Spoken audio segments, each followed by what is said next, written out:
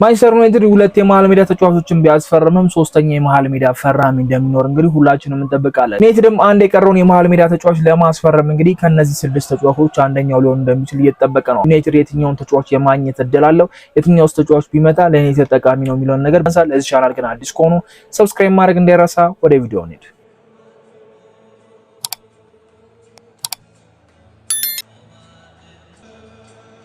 ማንቸስተር ዩናይትዶች እንግዲህ ሁለት የመሃል ሜዳ ተጫዋቾችን ካስፈረሙ በኋላ እንግዲህ ሌላ ሶስተኛ የመሃል ሜዳ ተጫዋች እንደሚያስፈርሙ እየጠበቅን ነበር። ሶስተኛ የመሃል ሜዳ ተጫዋች እንደሚኖር በጣም ግልጽ ነበር። ገና የዝውውር መስኮት ሳይከፈት ዩናይትዶች በጀት ራሱ አስቀምጦ ነበር። 3 የመሃል ሜዳ ተጫዋቾችን እንደሚያስፈርሙ በጣም እናቅ ነበር። በተለይ ደግሞ የኡጋርቴ መጎዳት ምናልባት ጥያቄ ውስጥ ሊያስገባው ይችላሉ። በሁለት የመሃል ሜዳ ተጫዋቾች ብቻ ሊያቆሙ ይችላሉ ብለን እያሰበን ነበር። ነገር ግን ዩናይትዶች ማኑኤል ኡጋርቴን ቢጎዳ ለማኑኤል ኡጋርቴን ሸጠው ከሚያገዙት ገንዘብ ለሶስተኛው ሚድፊልደር ያወጣል ተብሎ ቢጠበቅም ዩናይትድ ምንም እንኳን ማኑኤል ኡጋርቴን ለአንድ አመት ወይ ደግሞ ሙሉ ሲዝን ባይገለገልበትም ሶስተኛ ሚድፊልደር ግን ለማስፈረም አሁን ላይ ገበያው ላይ እንደወጡ እንግዲህ መረጃዎች የሚያሳያሉ። የተለያዩ ተጫዋቾችን እየመረጡ ነው። በዋነኝነት እንግዲህ ሶስተኛ ፈራሚ ይሆናል ወይ ደግሞ የዩናይትድ ሶስተኛ አማራጭ ነው ተብሎ የሚታሰበው አሌክስ ስኮት ነው። አሌክስ ስኮት እንግዲህ ባለፈው በበርነማውዝ ኮንትራት እንደማይፈርም ነገራችሁ ነበር። ነገር ግን በርነማውዞች ኮንትራት አለመፈረሙ እነሱ ጋር ብዙ ፋይዳ እንደሌለው እና ክለባቸው ውስጥ እንደሚያቆዩት ነው የሚያምኑት። አሌክስ ስኮት ኮንትራት ያልፈረመበት ሪዝን ምናልባት በርነማውዝን መልቀቅ ይፈልጋል፣ በኮንትራት መታሰር እንደማይፈልግም በጣም ግልጽ ነውና ወዲያው ነበር አሌክስ ስኮት ኮንትራት እንደማይፈርም ከተነገረ በኋላ ቼልሲ ጥያቄ አቅርቦ ነበር የ60 ሚሊዮን ፓውንድ። ነገር ግን በርነማውዞች ወዲያው ነበር ውድቅ ያደረጉበትና በጣም ግልጽ አድርገዋል። ለዩናይትድ ይሄንን ነገር አሳውቋል እንደማይሸጥ። ለቼልሲ በድጋሚ ጥያቄ አቅርበው እንግዲህ ውድቅ አድርገውበታልና ቼልሲ ይሄንን አድቫንቴጅ ለመጠቀም ፈልገው ነበር። ነገር ግን በርነማውዞች አሌክስ ስኮት አለመፈረሙን እንደ ድክመት አላዩትም። ዞሮ በአንድ አመት ቢያንስ ያቆዩታል። በሚቀጥለው ሲዝን 2026/27 የፕሪሚየር ሊግ ሲዝን እንግዲህ አሌክስ ስኮት በበርነማውዝ ቤት እንደሚቆይ ነው የሚያምኑትና ተጫዋቹ ምንም እንኳን ኮንትራት አልፈረመም ቢልም ክለቡን ምንም አይነት ለቀቁኝ የሚል ነገር አላሰማምና ለዛ አሌክስ ስኮትን የማግኘት እድላችን ዩናይትድ አሌክስ ስኮትን የማስፈረም እድሉ በጣም ጠባብ ነውና ያንን ተጫዋች የማግኘት እድላችን በጣም አናሳ ነው ከዋጋም አንፃር ስናወራና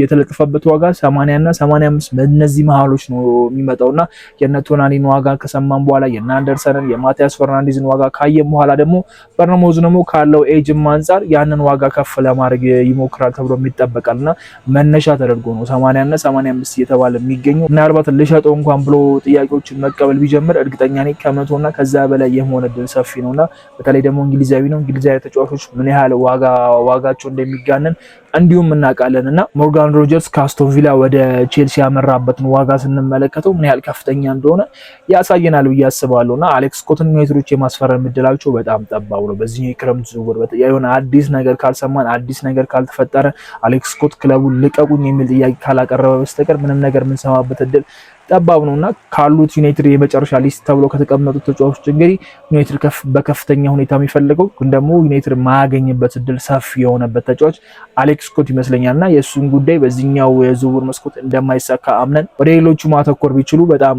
ምርጫ ነው ብዬ አስባለሁና ሌላኛው ማኑኤል ኩኔ ነው። የማኑኤል ኩኔ ጉዳይ ከአሌክስ ስኮትን በተሻለ ዩናይትዶች ተንቀሳቅሰዋል ብዬ አስባለሁ። ምክንያቱም ከወኪሉ ጋር የስልክ ልውውጥ እንደነበራቸው ንግግሮች እንደነበራቸው ፋብሪዞ ማሳውቆ ነግሬያችሁም ነበርና የዋጋውም የሮማ የለጠፈበትም ዋጋ ይሄን ያህል የተጋነነም አይደለም። እስከ 50 ሚሊዮን ይባላል። ምናልባት ደግሞ የገበያዎቹ የመሃል ሜዳ ተጫዋቾች የገበያ ዋጋ መጋነኑን ተከትሎ እስከ 60 እስከ 70 የሚደርስበት አጋጣሚ ሊፈጠር እንደሚችል ነው አንዳንድ መረጃዎች የሚያሳዩት። ማኑኤል ኩኔን ሮማ ለመልቀቅ ፈቃደኛ ነው። የዝውውር ገንዘቡ የተሻለ ገንዘብ ከቀረበላቸውና እነሱ ያሰቡትን የዝውውር ሂሳብ የሚመጣላቸው ከሆነ ተጫዋቹን ለመልቀቅ ፈቃደኛ ናቸው። ማኑኤል ኩኔን ወደ ፕሪሚየር ሊግ መምጣት ይፈልጋል። ነገር ግን ዩናይትድ ብቻ አይደለም ፈላጊው፣ ቼልሲ በተመሳሳይ መልኩ ይፈልገዋል። አርሰናልም አለበት፣ ሌሎች ክለቦች ትላልቅ የሚባሉትም አሉበትና የማኑኤል ኩኔ ጉዳይ ከአሌክስ ስኮት በተሻለ ዩናይትዶች ትንሽ ገፋ ብለው ሄደዋል። ቢያንስ ስለ ተጫዋቹ መረጃ ከተጫዋቹ ወኪል ጋር ምን ሊያስፈልገው እንደሚችል ተጫዋቹ የዝውውር ሂሳብ ደሞዙ ምናምን የተወሰነ ነገር እንዳናገሩ ነው የተገለጸውና ከአሌክስ ስኮት በተሻለ የተወሰነ ተስፋ ሊሰጠን የሚችል ዝውውር ምናልባት የማኑኤል ኩኔ ነው ከዋጋውም አንፃርና ዩናይትዶች ማኑኤል ኩኔን የማስፈረም እድላቸው ካሉት ተጫዋቾች ከስድስቱ ቶፕ ላይ ልናስቀምጠው የምንችለው ነው። ማኑኤል ኩኔን በአንደኝነት የማስፈረም እድል አላቸው። ቢያንስ አለ አይደለ ከሌሎቹ አንፃር ከዋጋም አንፃር ስናየው ተጫዋቹም ወደ ፕሪሚየር ሊግ መዘዋወር ይፈልጋል። ክለቡም እሱን ለመልቀቅ ዝግጁ ከመሆኑም አንፃር የእሱኛው የተሻለ ነው ብዬ አስባለሁና ዩናይትድ ማኑኤል ኩኔን የማስፈረም እድሉ ከሌሎቹ አንፃር በፐርሰንት በጣም ከፍተኛ ነው ብለን መናገር እንችላለንና ማኑኤል ኩኒ ዩናይትድ ሶስተኛ ተጫዋች የመሆን እድል አለው። ይመጥናሉ ካልን ምንም ጥያቄ የለው። በዓለም ዋንጫው የተመለከትነው ተጫዋች ነው። ብዙዎችን ያስገረመ ነው። በመሃል ሜዳው በዓለም ዋንጫው ላይ ካየናቸው ተጫዋቾች የገነነ ስም ካላቸውና እንዲሁም ፈረንሳይ ስትወርቅ በስፔን እንዴት ቤንች ሆናል የሚሉ ጥያቄዎችን ያስነሳበት ፕላስ ደግሞ ዲዴሾ አረፍት ሲመለሱ ወዲያው ቀይረው ያስገቡት ተጫዋች ነበር እና መሃል ሜዳውን በበቂ ሁኔታ መቆጣጠር ችሎ ነበር። የፈረንሳይ መሃል ሜዳ ራሱን ማሳየት ችሏል። ዩናይትዶችም እንዲሁ አይደለም ፍላጎታቸውን ያሳዩት። ግን የማኑኤል ኩኒ ጉዳይ የጉዳቱ ሚስትሪ እንዳለ ሆኖ እሱም አብሮ መነሳት አለበት። ዩናይትድ በጉዳት የታመሰ ስኳድ እንዳለው እናውቃለን። ተከላካዮቹ ምን ያህል እየከበዱት እንደሆነና ሌላ ተከላካይ ለማስፈራር ወደ ገበያው ለመውጣት ሊገደድ እንደሚችል እንግዲህ አንዳንድ መረጃዎች ያሳያሉ። አሁንም ቢሆን በመሃል ሜዳው በኩል እንደዚህ አይነት መጥፎ የጉዳት ሂስትሪ ያለውን ተጫዋች ማምጣት ለእኔ ትንሽ ያጠራጥረኛል። በማኑኤል ኩኒ ጉዳይ ደጋግሜ ሳወራ የነበረው ነገር የጉዳት ሂስትሪው ነው እንጂ ሌላው ካለው ፕሮፋይል አንጻር ካለው ኳሊቲ አንጻር ካለው ኤጅም አንጻር ማኑኤል ኩኒ ምንም አይነት የጉዳት ሂስትሪ ባይኖርበት መመርጠው ተጫዋች ነበር። ግን የሁሉ ነገር የተፈጠረው ዩናይትዶች አሁንም ቢሆን የማኑኤል ኩኒ ጉዳይ ላይ ምንም ተስፋ አልቆረጡም። እስቲል አሉበት። ነገር ግን ብዙ ርቀት አልሄዱም። ከሮማ ጋር ምንም አይነት ንግግር የለም። ከወኪሉ ጋር ብቻ ነው ያለው። የእሱን ጉዳይ ከሮማ ጋር ከተነሳ እንግዲህ አብረን የምንመለከተው ነው የሚሆነው። ግን ዩናይትዶች በቀላሉ ሊያገኙት ይችላሉ ተብሎ የሚጠበቀው አንደኛው ማኑኤል ኩኒ ነው፣ ምንም ጥርጣሬ የለውም። ሌላው ካማቪንጋ ነው። ካማቪንጋ ዩናይትዶች ፍላጎት አላቸው፣ ግን ደግሞ የገፋ ፍላጎት አይደለም። ተጫዋቹም በማድሪድ ቤት መቆየት ይፈልጋል። ማድሪድ እሱን ለማስወጣት የሆነ ያህል መንገዶች እየፈለጉ እንደሆነ ነው እንግዲህ ፋብሪዞም እየተናገረ የሚገኘው። ጆዜ ሞሪኖ ሊያዋሩት ይችላሉ ወይ የክለቡ ፕሬዚዳንት ኦር ደግሞ ራሱ ሄዶ ሊያዋራቸው ይችላል የሚል መረጃ ነው ትናንትና የሚያስተላልፈውና ዩናይትድ ምንም እንኳን ፍላጎት ቢኖረው የተጫዋቹ ፍላጎት በማድሪድ ቤት መቆየት ነው። ማድሪዶች ግን እሱን የማቆየት ብዙ ፍላጎት ያላቸው አይመስልም። ሮዲን ወደ ማድሪድ የማምጣት ፍላጎታቸው እንግዲህ አሁን ላይ ጨምሯል። በተለይ ደግሞ የዓለም ዋንጫው ላይ ያሳየው ፐርፎርማንስ የዓለም ዋንጫው ምርጡ ተጫዋች መሆኑ ደግሞ ማድሪድ ሮዲን በድጋሚ ለማስፈረም የተወሰነ እንቅስቃሴ ሊያደርግበት የሚችልበት አጋጣሚ አለ ብዬ አስባለሁና የሮዲ ጉዳይ ከመጣ ምናልባት ካማቪንጋን በግልጽ ሁኔታ ክለባችን ውስጥ የመጫወቻ ጊዜ ላይኖር ይችላል፣ የመሰለፍ ዕድል ጠባብ ነው ብለው ከነገሩት ምናልባት ዩናይትዶች በሱ ላይ ተስፋ ሊያደርጉ ይችላሉ። ነገር ግን ተጫዋቹ መልቀቅ አይፈልግም። የካማቪንጋ ጉዳይም ትንሽ ያጠራጠረ ይመስላል።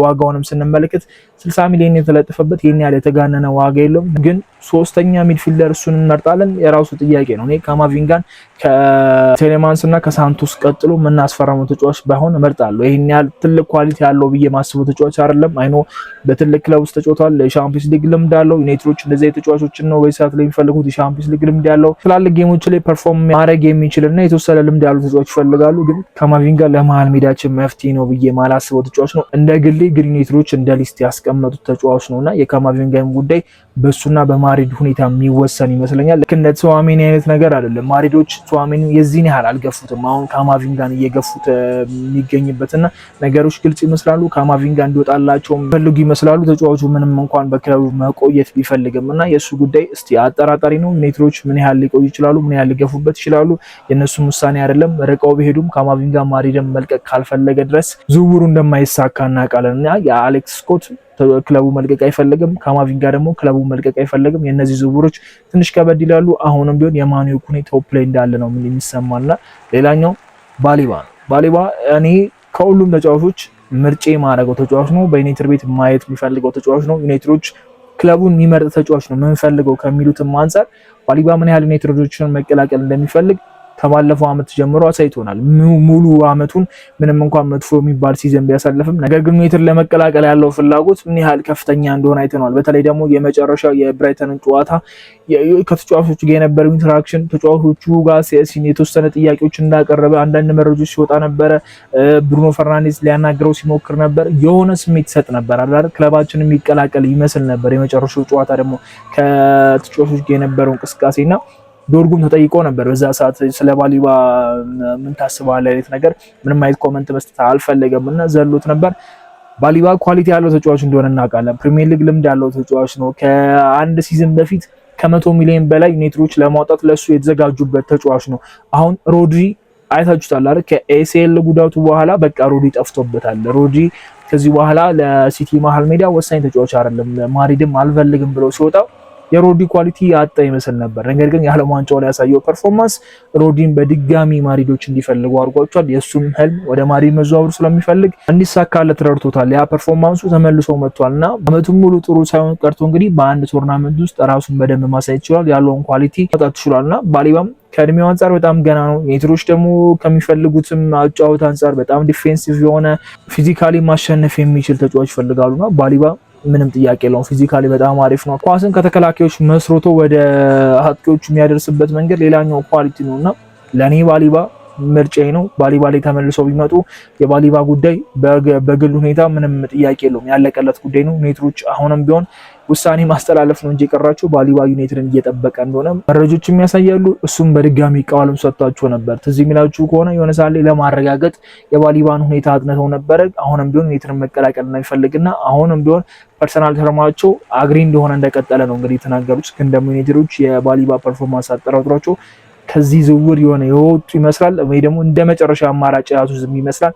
ካለው የገበያ ዋጋ አንፃር ትንሽ ተጋኗል ብሎ ያስባሉ። 75 ሚሊዮን ፓውንዶች ነው ብራይተኖች የሚሉት። ነገር ግን ዩናይትዶች እስከ 60 እስከ 50 ድረስ ነው መክፈል ለባሊባ የሚፈልጉት። ያ ድርድር ይፈልጋል። ፍላጎት ካላቸው ምናልባት ሊገፉበት ከቻሉ የተወሰነ ድርድር ሊመጣ ይችላል። ባሊባም ዋጋ ሊቀንስበት ወይ ደግሞ ዩናይትዶች እንዲሁም 70 እና 75 ሚሊዮን ፓውንዶች ሊከፍሉበት የሚችልበት አጋጣሚ አለ ብዬ አስባለሁና ካሉ ተጫዋቾች ዩናይትድን የመረጠው ዩናይትድን እየተጠባበቀ የሚገኘው ባሊባ ነውና ባሊባን መምረጥ የሚችሉ ከሆነ በቀላሉ ሊያሳኩት የሚችሉት ዝውውር ነው ብዬ አስባለሁና ከማኒዮ ኩኔ በመቀጠል ባሊባን ሁለተኛ ሊያስቀምጣለሁ። ከዋጋውም አንፃር የማኒዮ ኩኔ ዋጋውም አነስተኛ ስለሆነ ተጫዋቹም ደግሞ መዘዋወር ስለሚፈልግ ለዩናይትድ ቃሉን ባይሰጥም የተወሰነ ነገሮች ስላሉ ማኒዮ ኩኔን በቶፕ ላይ ማስቀመጥ እንችላለን። አንደኛ የመዘዋወር እድል አለው፣ ሁለተኛ ባሊባ የመዘዋወር እድል አለው ብለን ማውራት እንችላለን። ሌላኛው እንደ ሶስተኛ ልናስቀምጠው የምንችለው ኒሚቼ ነው። እሱም ምናልባት ነው ኒሚቼ ካለው ዋጋ አንፃር ዩናይትዶች ያዘዋውሩታል የሚል እምነት የለኝም። ምክንያቱም የተለጠፈበት ዋጋ 100 ሚሊዮን ነው። ብዙ ሊያገርም ይችላል። በዚህ የክረምት ዝውውር የመሃል ሜዳ ተጫዋቾች ዋጋ በጣም ጣሪያ ነክቷል። በጣም እየተጋነነ ነው። ትንሽ ፐርፎርም ካረጉ 100 ከዛ በላይ ነው እየሆኑ የሚገኙትና ከዓለም ዋንጫው የመሃል ሜዳ ተጫዋቾች መሃል አንደኛው ከገነነው ስማቸው ኒሚቼ ነው። በጀርመን ብሔራዊ ቡድን በደንብ ካየናቸውና ስማቸው ከገነኑ ተጫዋቾች ተስፈኛ ናቸው ከተባሉ ብዙ ክለቦች የተመለከቱት ተጫዋቾች መሃል አንደኛው ነውና ክለባችን ዩናይትድም ኒሚቼን ተመልክቶት ነበር። ግን ዶንት ሰመት የለጠፈበት ዋጋ የተጋነነ ይመስላል። ዩናይትዶችን በዚህ ዝውውር ላይ ይገፉበታልም ተብሎ ማይታሰብ ዝውውር ይመስለኛልና ሶስተኛ ላይ ላስቀምጠው የቻልኩት ምናልባት ዩናይትድ በቃ ከፍተኛ ገንዘብ ላውጣ ብሎ ከወሰነ ምናልባት ኒሚቼ ላይ ለማውጣት ፍቃደኛ ከሆነ ኒሚቼን በከፍተኛ ገንዘብ ሊያመጣ የሚችለው ብዬ አስቤ ነው ሶስተኛ ላይ ልናስቀምጠው እንችላለን። ኒሚቼ ግን የመሳካት እድሉ ከዋጋው አንፃር ጠራጣሪ ነው። የዩናይትዶች ውሳኔ ግን ምንም ግልጽ ስላልሆነ እሱን ጉዳይ እንደ 50-50 አድርገን ብለን ማለፍ እንችላለን። ሌላኛው እና የመጨረሻው ተጫዋች አዳም ዋርተን ይመስለኛል። አዳም ዋርተን ዩናይትዶች 3 ተጫዋቾች ብቻ ነበራቸው ሊስታቸው ላይ ያስቀምጡት። አንደርሰን፣ ባሊባ እና አዳም ዋርተን ነበሩ። እነዚህ ሶስቱ ከባለፈው ዓመት ጀምሮ ስንሰማቸው የነበሩ ግን ደግሞ አዳም ዋርተን ከሜኑ ጋር ተመሳሳይ አይነት አጫወት ስታይል አላቸው ተብሎ የአዳም ዋርተን ዝውውር ትንሽ ቀዝቀዝ ያለበት ፕላስ ደግሞ የተለጠፈበትም ዋጋ የሱም ተጋኗል ብሎ ያስማሉና አዳም ዋርተንም ከክሪስታል ፓላስ ይለቃል ተብሎ አይታሰብም። ክሪስታል ፓላሶች እሱንም ለመልቀቅ ፍላጎት ያላቸው አይመስልምና አሌክስ ስኮት ጋር ተመሳሳይ አይነት ነገር ያለው ይመስላልና የአዳም ዋርተን ዝውውር ሊስት ላይ ቢቀመጥም የመጨረሻው ተጫዋችን ባረገው ግን ደግሞ ዩናይትዶች ምን አይነት ውሳኔ ሊወስኑ እንደሚችል አናውቅም። የፕሪሚየር ሊግ ልምድ ያለው ተጫዋች ቁጥር 1 ተመራጫቸው ነው። ፕላስ ደግሞ ተጫዋቹን ለረጅም ጊዜ ሲከታተሉት የነበረ ተጫዋች ነው። ውሳኔ ማስተላለፍ ላይ አማራጭ ካጡ ምናልባት ውሳኔ ሊያስተላልፉበት የሚችሉበት ተጫዋች ነው ብዬ አስባለሁና የአዳም ዋርተን ዝውውር አሪፍ ነው። ልጁ ኳሊቲ ያለው ምንም አይነት ጥያቄ የሌለው ነገር ነው። ግን ደግሞ ዩናይትድ እሱን ቢያዘዋወር ይሻላል የምንለው ተጫዋች አይደለምና ከአዳም ዋርተን ይልቅ አሁንም ቢሆን ለኔ ባሊባ ይሻለኛል፣ ለኔ ማኒዮ ኩኔ ይሻለኛል ከአጫወት ስታይላቸው አንፃርና ከባሊባ ወይ ከማኒዮ ኩኔ ነው የዝውውር የመጨረሻ የመሃል ሜዳ ተጫዋች የሚያልፍ አይመስለኝም። ከነዚህ ሁለት ፈረንሳዊና ካሜራዊን ተጫዋቾች ከነዚህ ከሁለቱ ውጪ ካስፈራምን በጣም የሚገርም ዝውውር ነው ብዬ አስባለሁ። ወይ ያልጠበቅነው ዝውውር ሊሳካ ይችላል ብዬ አስባለሁና ዩናይትዶች በተዋሜኒ ጉዳይ ተስፋ አልቆረጡም ቢሉም ፋብሪዞ ኮንትራት በቃ ፈርሟል፣ ግልጽ የሆነ ነገር ነው ብሎ አሳውቋልና ተዋሜኒ ጉዳይ በቃ ያበቃለትም ይመስለኛል። ማኒዮ ኩኔ ወይስ ባሊባ ቀጣዩ ፈራሚ እነዚህ ናቸው ብዬ አስባለሁ። የስኮት ጉዳይ የሚሳካ አይመስለኝም። የኒሚቼ 100 ሚሊዮን አያወጡም። ከማቪንጋ ማድሪድ መልቀቅ ከፈለገ ምናልባት የአዳም ዋርተን ነገር የሱ የመሳካት እድሉ ጠባብ ነው ብዬ አስባለሁና ከነዚህ እስከ 6ቱ ግን ይወጣል ተብሎ አይታሰብምና አዲስ ስም እንደ ቴሌማንስ እንደ ሳንቶስ ልንሰማ እንችላለን። እሱን አብረን የምንመለከት ነው የሚሆነው። እስቲ አዳዲስ መረጃዎች ደግሞ ሲወጡ ሼር ማድረጋችሁ ነው የሚሆነው። የሚቀጥለው ቪዲዮ እስከምንገናኝ ይመቻችሁ። ቻው።